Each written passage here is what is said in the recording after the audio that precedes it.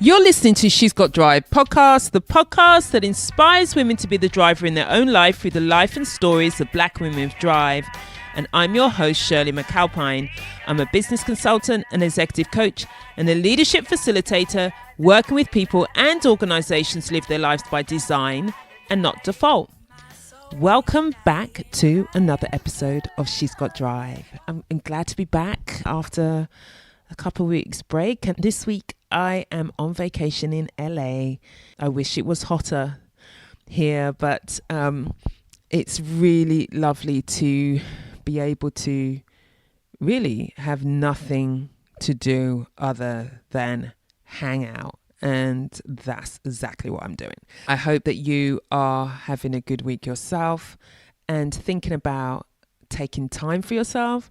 And if you haven't taken time for yourself recently, you might want to consider that. So what I've decided to do is I'm going to post the What's Been Driving Me this week as a separate kind of mini episode, or not really an episode because, well, it's an episode, but it's going to be like a snippet or a She's Got Drive bite or something like that. I don't know what I'm going to call it, but I've decided that given my diagnosis of osteoporosis and the impact that it's having on me and my life and what I'm doing with it, I want to share more about my what's been driving me is a lot around that. Obviously, it's just 3 weeks ago that I found out, and so it is all encompassing for me now. Now, what it is though is a demonstration or an example of having to redesign your life,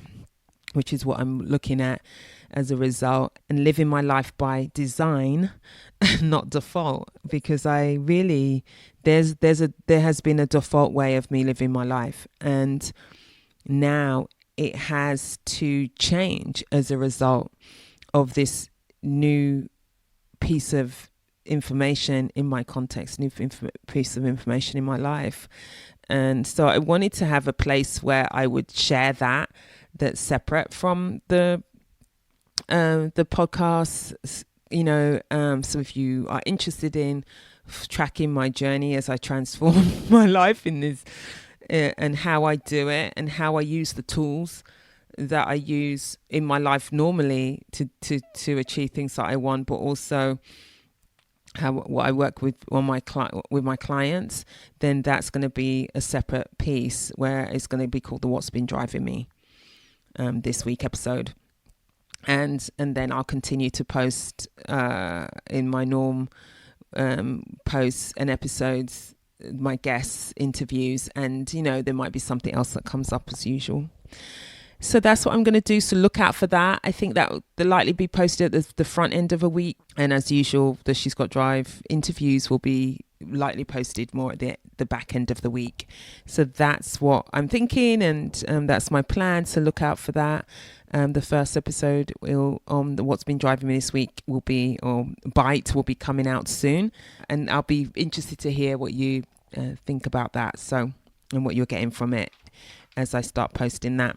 So a few months ago, I created your 4-step goal keeper, which is the outline for thinking about what you want in your life, what are the things you want to be working on, where you want to be by the end of the year, what are your goals. And that structure is some of what I'm using right now. So it reminded me to remind you to download the 4-step goalkeeper. If you have things that you want to accomplish and you're partway through the year, like we're halfway through, it's June, and you're like, oh, I didn't do that thing that I wanted to start doing, or I didn't even plan for it. It was an idea and I didn't do anything with it.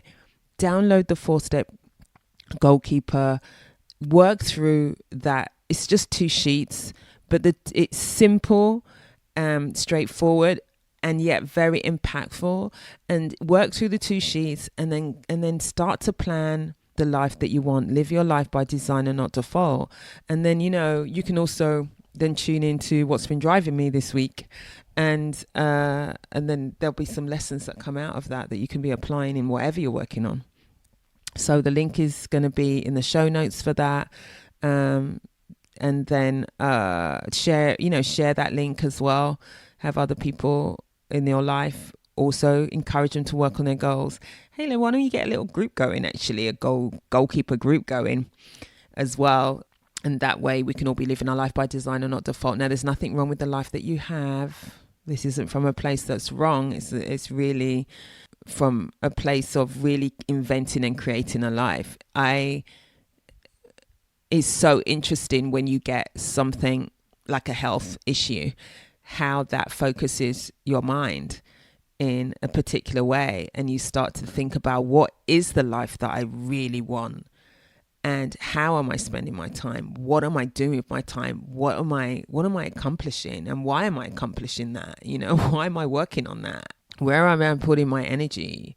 What do I love to do? And am I doing what I love? Not just my work, but in all aspects. It has that way of you bringing those questions to you, or for me, it has the way of bringing those questions for me. And with questions, the inquiry starts, and when the inquiry starts, there's answers that start to arise, and it's a courageous moment in looking at those answers too, and then following through and looking at how you're going to make those things happen. So as I said, I'll share more about that in my What's Been Driving Me This Week episodes. But if you've got something that you're passionate about, that you want in your life, that you crave, that you want to change, then that 4-step goalkeeper is the beginning of that, can help you with that. And so please download that.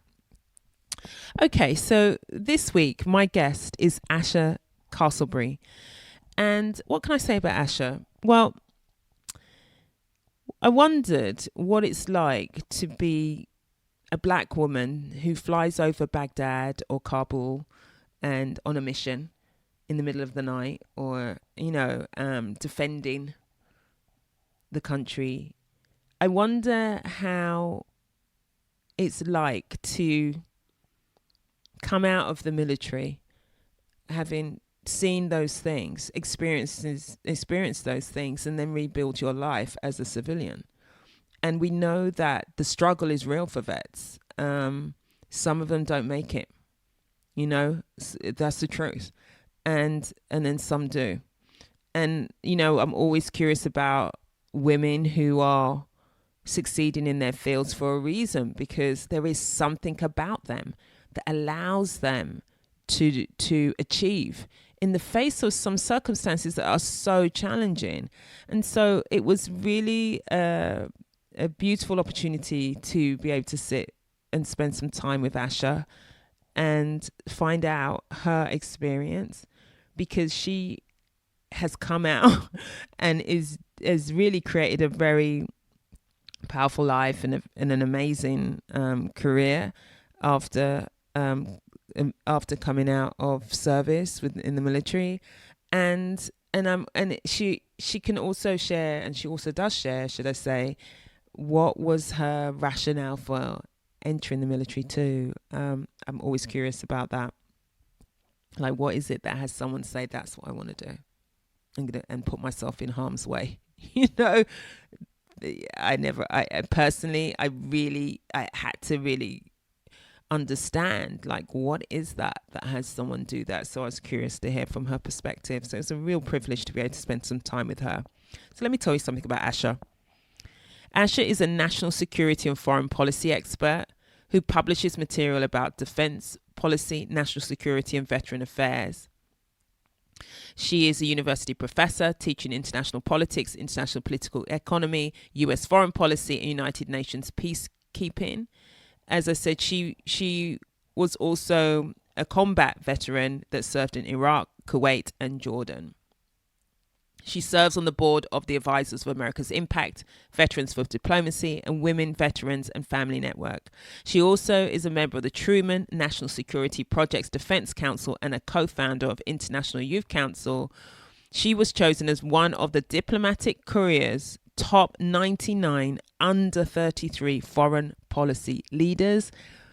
I think you're going to enjoy this interview with Asha. I give you Asha Castleberry. Asha, thank you so much for being willing to be a guest on She's Got Drive. Thank you. I'm really excited about having you as a guest. I mean, there's a number of things that's outstanding about you. I'm really excited about having this opportunity to talk to you because um, I'm always curious about how my guests choose and get started in the careers that they are in. And but I'm curious about how do you be interested in joining the army?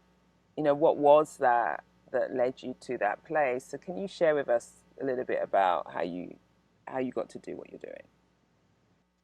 Yeah, sure. So, again, my name is Asha Castleberry, and I am a U.S. Army veteran. And what inspired me to join the Army was actually after 9/11. I was in New York when 9/11 happened, and I was around like in 11th or 12th grade. And subsequently, I joined the Reserve Officer Training Corps to build on my experiences in leadership, and I loved the physical training. Mm-hmm. And also, it was to support my tuition. So I went on to a HBCU called Hampton University and joined ROTC, and completed it for 4 years and enjoyed my time there.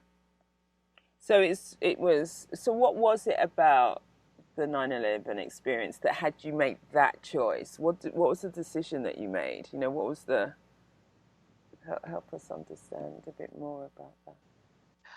Well, I wanted to definitely learn how to protect my country as a Mm-hmm. result of watching what happened. And I was definitely disturbed that I actually had family members in the area. Thank God they survived it. So I wanted to learn about protecting my country as well as leadership opportunities. So you went to Hampton University, and then like help us understand what's the connection between that and then you actually being out in Kuwait and Iraq and uh, where you served. Yes. So when I was at Hampton University, there was two reasons why I kind of ended up overseas.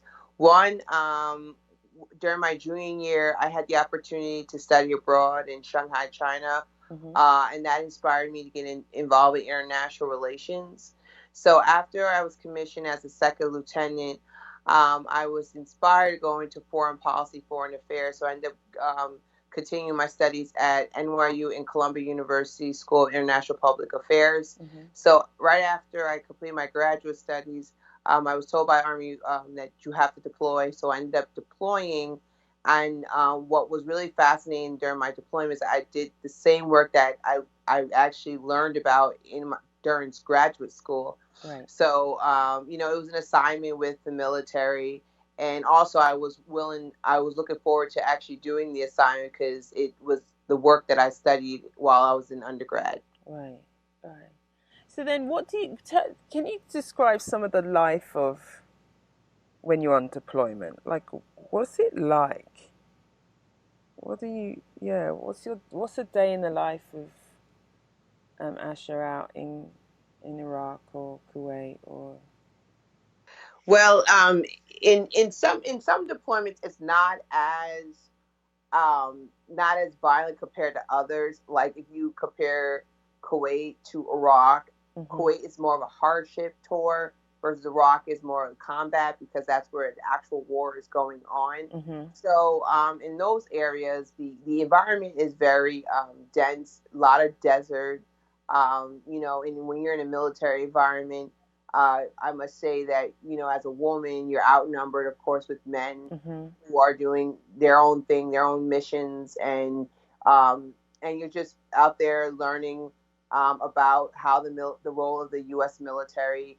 And also, I actually had the opportunity to have a really cool mission where I worked with the local people, the local security forces. Mm-hmm. So I felt that that was a lot more interesting in the work I was doing because I was building partnerships with Kuwaitis, the Iraqis, the Jordanians, and I had no idea that I was able to actually do that.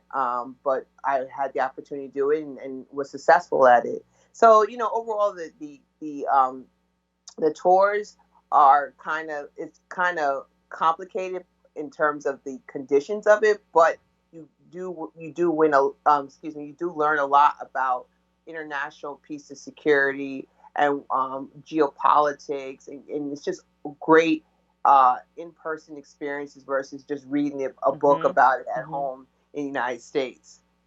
And so when you're at, you said one of the things you said was you were outnumbered. Of course, you know, women are outnumbered in the military, and particularly when they're out on deployment. What's that like, and what's the impact of that on you, of being in the minority in those conditions? I mean, we're, you know, many times we as women we experience being in minority spaces in our workspaces, right? But you are living and working in the same place in very challenging conditions. So what was that like for you, and how do you deal with the impact of that? Well, the culture itself is masculine. So when you have a male dominant environment, masculinity is the dominant factor there. And initially it's kind of like, oh, okay, wow, there's a lot of men here, and you really feel it when you have to brief in front of them. But then psychologically, you kind of just get used to it, Mm-hmm. and it doesn't really phase you anymore. So initially, it's intimidating, but then once you adapt to the environment, it doesn't really intimidate you as much. So it's something that you just get used to it over time. Right, right. If you had to say, what were the things that you learned about yourself more when you were out on deployment versus kind of generally, what were the key things that you learned about yourself? Well, I definitely learned that a lot of things, and I haven't been the same since I came home. But I've learned a lot of great things about me. First, I learned I'm really good at building relationships with people that I thought I would never be able to. Right? So there's these Western perceptions about the Middle East, especially with the men. Like, there's no way women can work with them. They look at them like they're secondary. That was not necessarily the case. So I learned that I was actually pretty good at building relationships with with men in the Middle East region, especially in the Gulf region. Mm-hmm. And then also I learned a lot in terms of I'm pretty good at languages. And I didn't really realize that until I went out there. Like here, I picked up Spanish, but when I went out there and I heard Arabic all day, it just started to become more natural to me. So my ear was actually good in terms of understanding or picking up the words. And I never knew that I was really good at that. Wow. So I returned home with knowing, some elementary Arabic.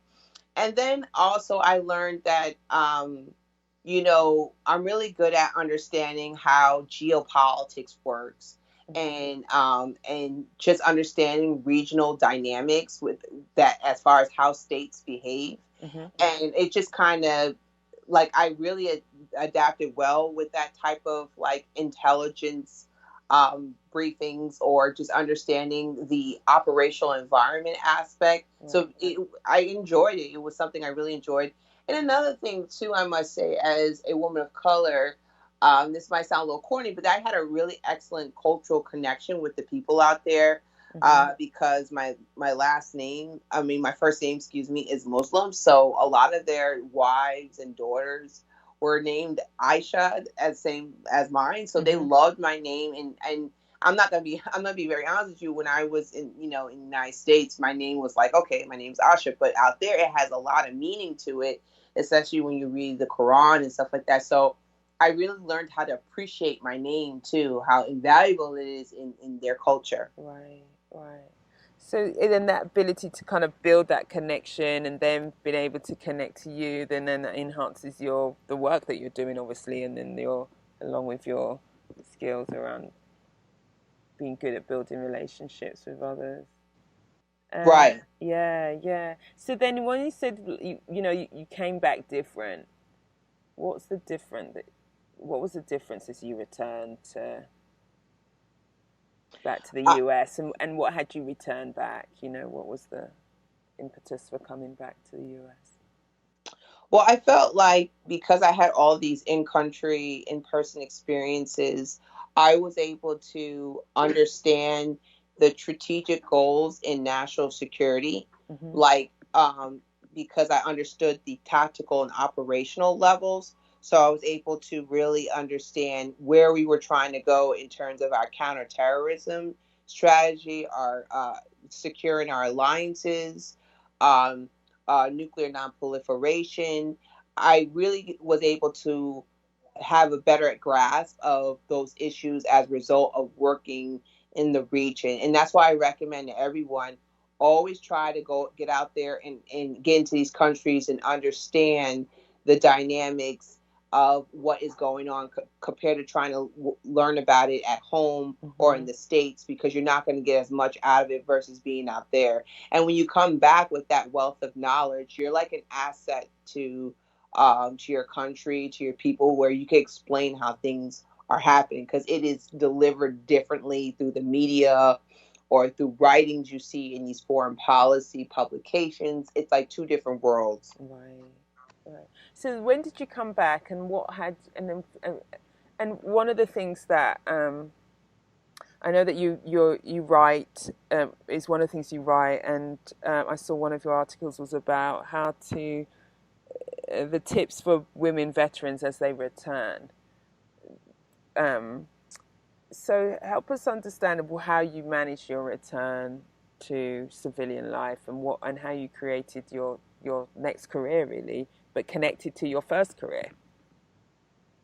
It was honestly tough, but I felt like as I was navigating my transition that I had to educate others how to not be able to struggle when they come back from their deployments, especially as a woman vet, a female vet. So when I came home, I did like two things that were very important. One, I jumped into academia, which was a blessing, but it took time to reach that goal.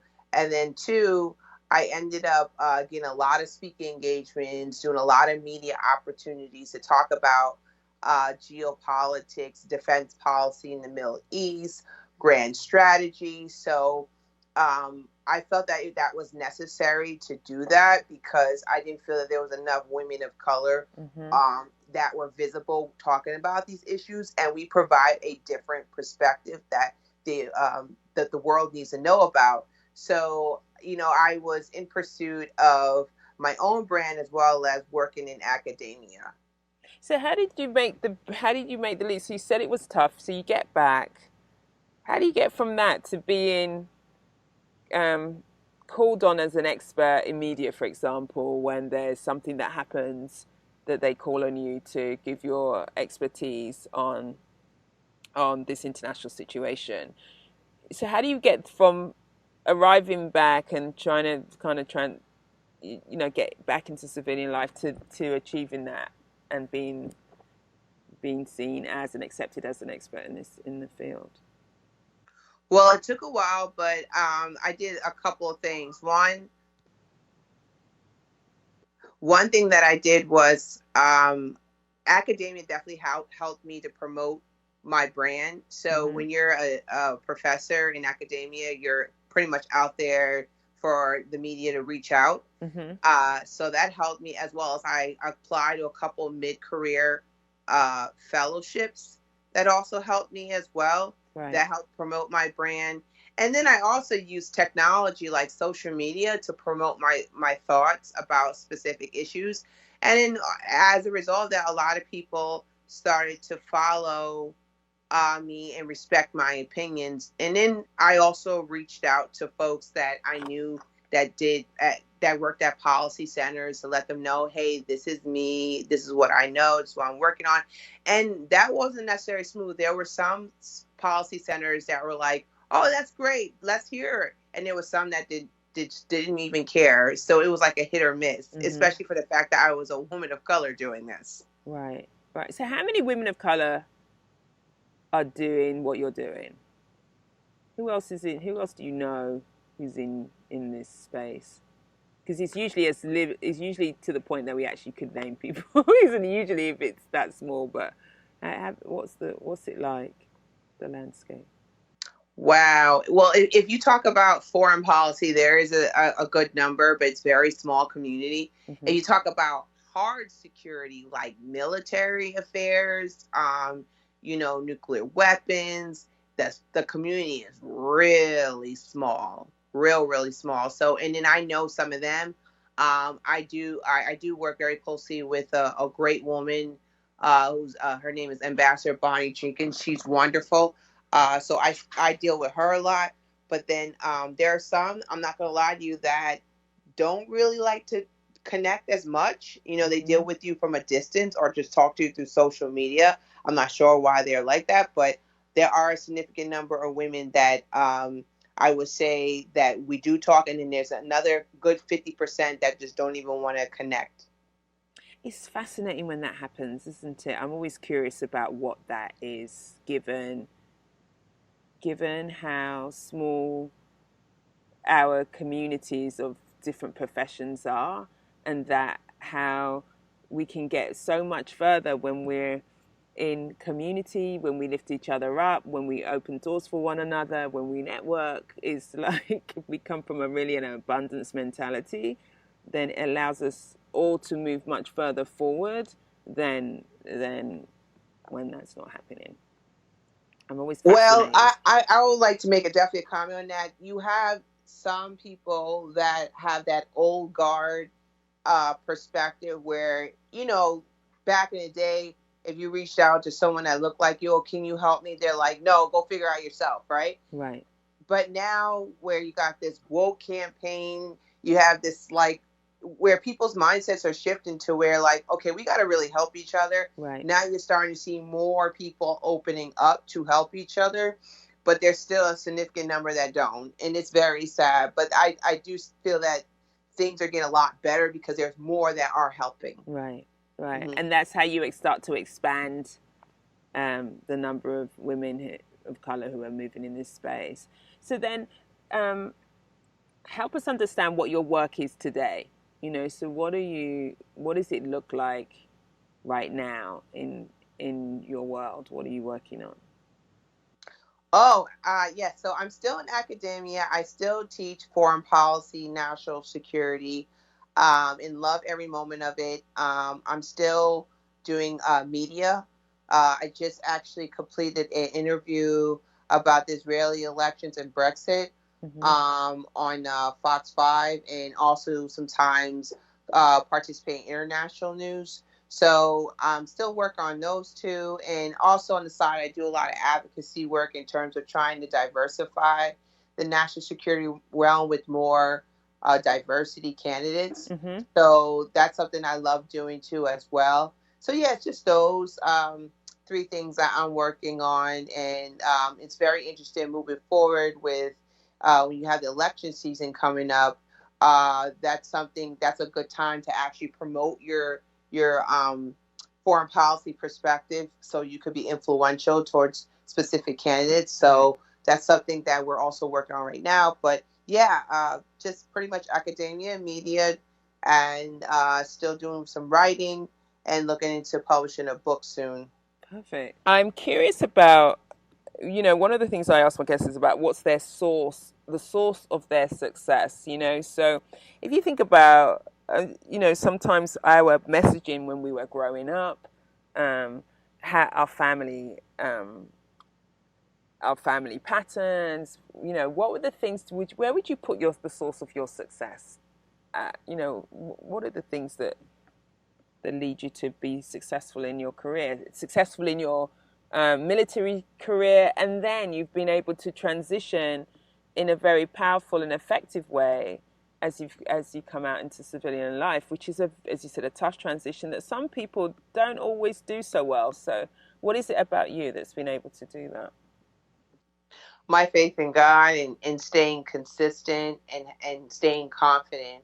But, throughout my transition or just my military career, you can get really discouraged. But if you have, uh, faith that you will be fine and a sense of optimism, I think that at the end of the day will help you get over the challenges. And trust me, there's challenges all the time to where Mm-hmm. you're like, okay, I don't want to have nothing to do with this. I'm done. I feel like I need to quit. But I always believed in myself that I can do it and I can make it. And because of my faith, so I think that what keeps me going. My family too. A lot of my family members believe in me, so when they come in every so often to remind you that you can do it, keep going. That is so helpful in terms of, your mentality. And then also my peers too believe in me as well. So I never quit, and I think I picked that up from the military. We have like this motto, or they kind of brainwash you to never quit. So I think that's just how I am, how I navigate this realm. And we also look at challenges as if they're not as big as you think, and I think that's why I kind of just keep going despite that the four walls are falling on you. I just keep going because challenges to me, yeah, they're significant, but some of them are really small than what you think. So that's how I kind of navigate this my career. Right, right. So challenges are never as big as you think they are. Yes. And that's when it helps to speak to others, isn't it? When, you know, the encouragement that you get from others, and then also sometimes when we're in conversations, then you can really see a way in, and then when you can see a way in to start to get some movement over or through those challenges, then it's kind of can really help us to like get beyond it. Right. And one last thing too, I hate complaining for a long time. I don't mind complaining, but if there's a problem and like I'm stuck on complaining, I start to like really that starts to bother me. I'm more solution based. I want to like problem solve this. Right. So and that's the military characteristic in me too. We love to do some sort of problem solving and just sit there and complain. Right. Right. So is that when you hear yourself complaining, and then you think, I am just complaining about this, and then you're like, no, no, no, no, I just got to figure this out, or like you catch yourself? Is that what you mean? Or when you're someone else complaining, you're like, oh no, no, no, I can't. We have to, or both. Both. Okay.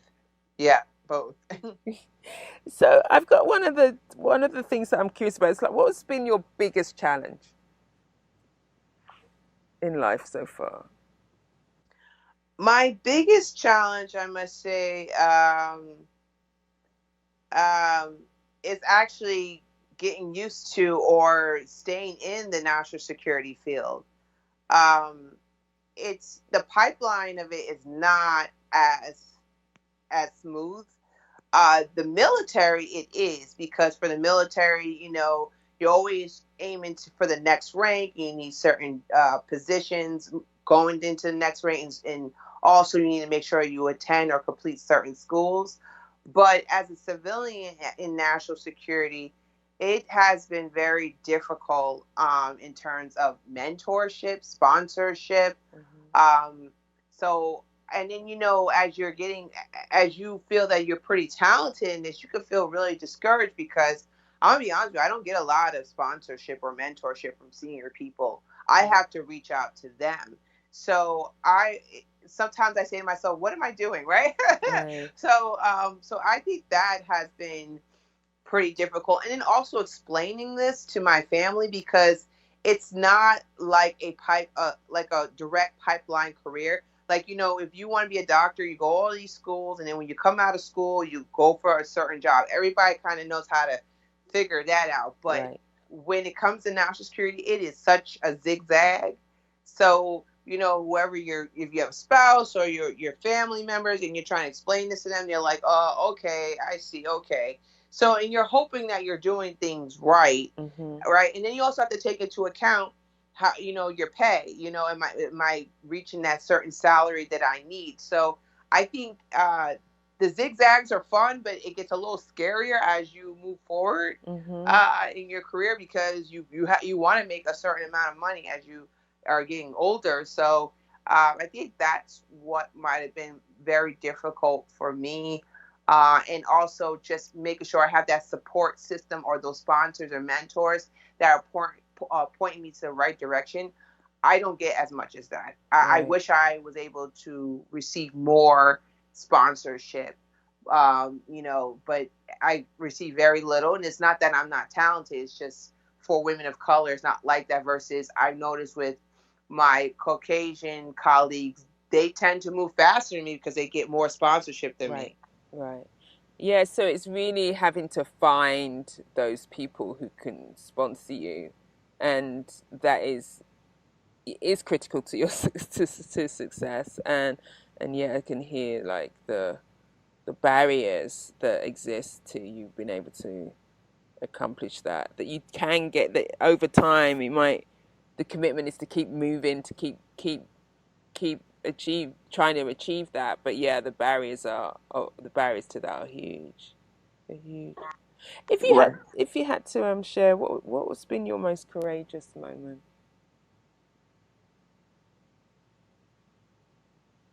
Um, I think actually flying over Big Baghdad when there was a conflict. Hmm. I do not like planes or helicopters, so I'm afraid of heights. So Right. actually doing that has been pretty difficult. And I think also standing up for people that needed the support. I had to do that both in the military as well as a civilian. Um, and I'm not gonna lie to you. There's actually a issue that I have been more open to talk about before it became a bigger issue later on, like the policy of dealing with reparations. Hmm. I've had the courage to actually talk about that before. Now that everybody else is talking about it, Right. and it's not an easy thing to talk about because it's controversial to a certain extent, but there's a lot of momentum with that. Right. But I've noticed lately, a lot of candidates have been saying they're in support of it, and I'm really happy about that because prior to them even talking about reparations, I was supportive of it, and um and it was tough. I've had some people say, "What are you talking about?" But now more people are supporting it. I'm not Right. sure if that really answers your question, but yeah. But I mean, having a voice when it's not that popular, that has Hmm. been pretty courageous for me, as well as in terms of military operations. Yeah, like flying over areas that are in conflict. That's pretty tense. Yeah, I bet. I mean, I can't even. That's a world I can't even mentally inhabit. There's some things where where we can imagine, or I can imagine doing the following things. There'll be some. That's one of those things that I couldn't actually imagine myself doing, or imagine what that might feel like, because of just that fear that comes up for me about even being in a space where there's any kind of combat happening. So I can't. Yeah, that's amazing. Yeah, it's amazing that you did that. Yes. It really is. It really is. Um, One of the questions that I always ask my guests is, there's two things I'd like to ask you. Is one is my my mum passed away last year, and since then I've been more present to the wisdom that we get from our elders, the wisdom that we get from our mums, and but it may not just be our mothers. I know I'm mindful and cognizant of that people have very different relationships with their mothers. So I'm curious about, is there a piece of wisdom that you either got from your mum or an elder woman in your life, that has stayed with you that you'd like to share?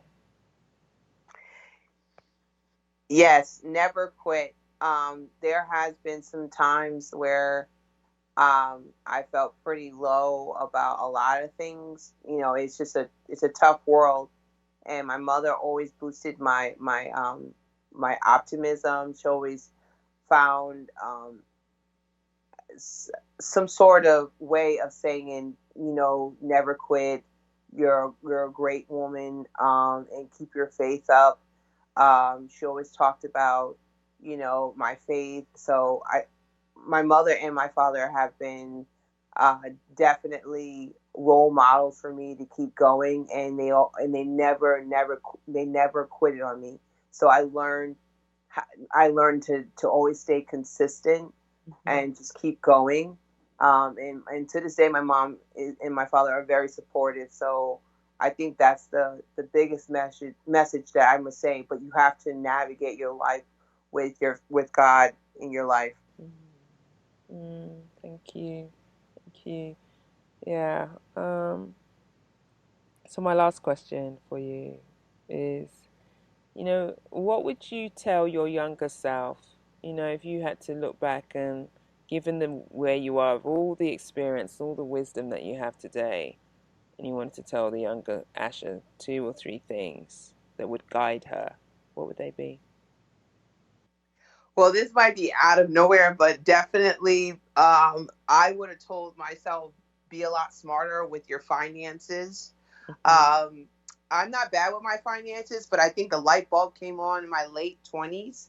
So I must say that I wish I kind of knew about financial literacy, more aware of economic behavior, and I think that as a result of that, I would have probably had a lot more. Mm-hmm. So definitely financial literacy is something that I would have definitely learned about well in advance.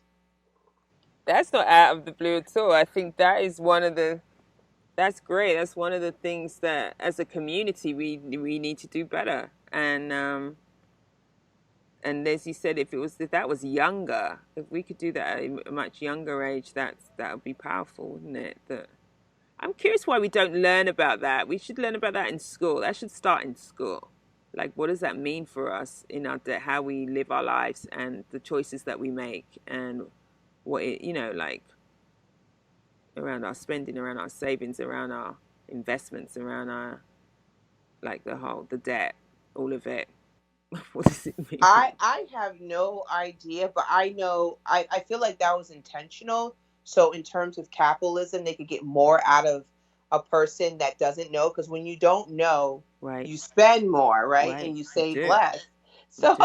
I feel like it's intentional because a lot of schools do not have courses with regards to financial literacy, but I think that's changing. I just not too long ago, South Carolina state legislator actually was looking into passing a bill to mandate financial literacy in public schools. So I think people are now demanding it, that we need to have this in place, Mm-hmm. especially for the fact that the wealth inequality in the United States or around the world is just horrible, right? Yeah, It's just getting worse. yeah, So, but I really do feel that it was deliberate, that they just didn't want people to know because they'll spend more the more you're financially illiterate.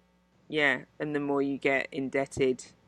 So, what would you recommend in terms of increasing financial literacy? If someone's listening today, is there books that you use? Is there like where would you put someone's focus? Oh, I like to follow websites like Money Market. Mm-hmm. I also like to read about Vanguard. I like reading about Warren Buffett. He Mm-hmm. has a lot of great advice on YouTube and some great books. I also like to listen to a great expert known as Dr. Boyce Watkins. He's wonderful too as far as teaching financial literacy. So yeah, those are the top like sources that I pretty much follow, and they really talk to you about small investments to bigger investments, home ownership, Mm-hmm. you know, stock buying stocks and bonds, real estate. I mean, it's just so many different things. Franchises, starting your own business. I think it's just this is all necessary moving forward, and people can't afford to no longer to be illiterate about these important concepts that actually makes a big difference in your life. Right, right. I remember like I think I was in my 20s and I came across this book that wasn't even in the detail of those things that you're speaking about. The start of my transformation around my relationship to money was from a book called The Richest Man in Babylon, which is a parable.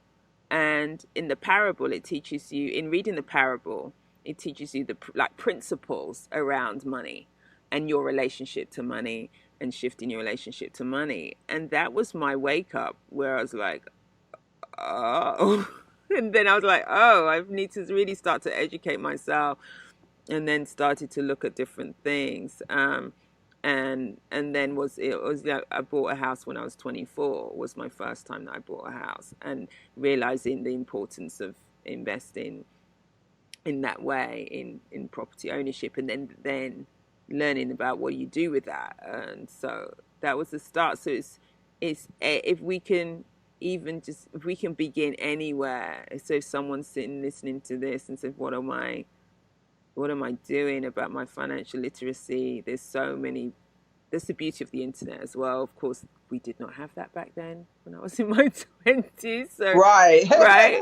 So books was my access really for the most part. But now we have so much that's available. But absolutely, I think that's such wise words. Asha, it's been really, really wonderful to spend some time with you today. I feel like, your courage in terms of the choices that you've made in your career is really to be acknowledged and appreciated, really. And Thank you. to really kind of be a model to, not just to women veterans, which I'm sure that, many women veterans really look up to you and watching you to see what you're doing with your life, but also to other women too, because you are treading a path that so few women are treading, and I really wish you all the best with the work that you're doing, because it's just incredible. Thank you so much.